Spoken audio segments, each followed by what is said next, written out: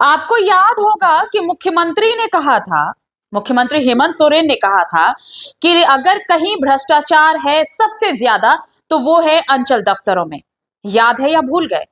याद कर लीजिए, थोड़ा फ्लैशबैक में जाइए और याद करिए मुख्यमंत्री ने ये कहा था। और मुख्यमंत्री ने अगर कहा था तो यूं ही तो नहीं कहा होगा, इसलिए कि इस बात में कितना दम है आप समझ सकते हैं।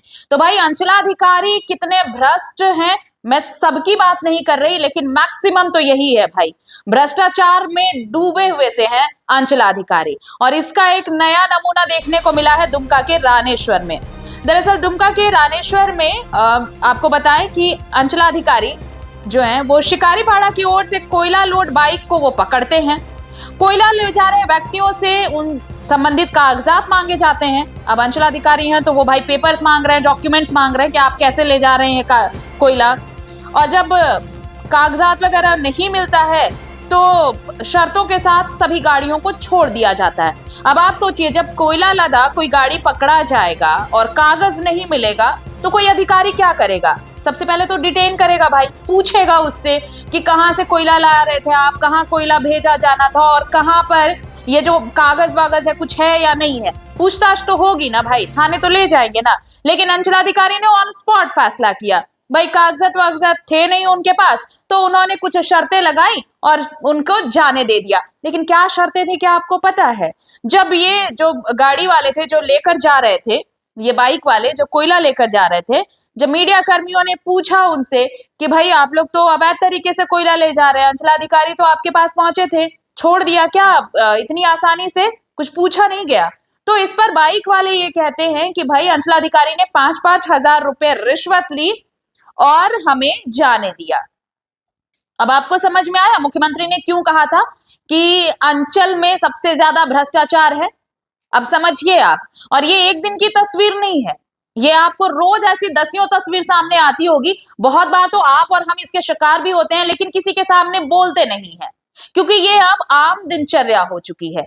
आम जिंदगी में भ्रष्टाचार ऐसे घुल गया है मानो जैसे सांस लेना हो और फिर खाना खाना हो। यही है ना झारखंड की स्थिति, और यही यहाँ भी देखने को मिला। तो अंचलाधिकारी ने भाई बाइक सवार जो कोयला लोड लेकर जा रहे थे उनसे 5,000 रुपए वसूले और छोड़ दिया। ये कहना है बाइक सवार जितने भी कोयला लोड लेकर जा रहे थे। अब भाई मीडिया कर्मी वहां मौजूद थे तो उन्होंने अंचलाधिकारी को फोन लगाना शुरू किया। लेकिन भाई जब अंचलाधिकारी वहां से निकल गए हैं तो वो फोन पर क्यों हाजिर हो? ये कहा गया कि भाई फोन स्विच ऑफ आ रहा है या फिर उनकी वो पहुंच से दूर हो गए हैं। तो ये बेचारे जिनकी रोजी रोटी चल रही है, बाइक से कोयला ले जा रहे हैं, ढुलाई हो रही है। अब ये कितना बड़ा नेक्सस है ये सब इस वक्त तो बताने की जरूरत नहीं है, और झारखंड वाले अच्छी तरह से समझते हैं कि बाइक और साइकिल से भी जो कोयला ढुलाई होती है वो कितना बड़ा गिरोह काम करता है, कितना बड़ा नेक्सस इसके पीछे लगा हुआ है।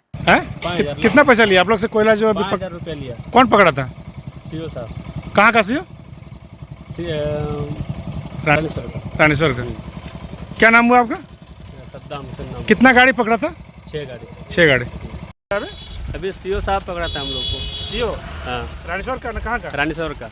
कितना पैसा लिया? 5,000 करके लिया। कितना गाड़ी का लिया? 6 गाड़ी का। 6 गाड़ी का। क्या बोल रहा था? बोल रहा था कोयला मत चलाओ। हाँ, तो हम लोग बोले कि क्या करेंगे हम लोग, तब भी मतलब ज़बरदस्ती लिया 5,000 रुपया। हाँ, और चला गया। कितना क्या नाम हुआ आपका? मेरा नाम सद्दाम हुसैन है। आप आते छोड़ दो, मेहरबानी कर छोड़ दो।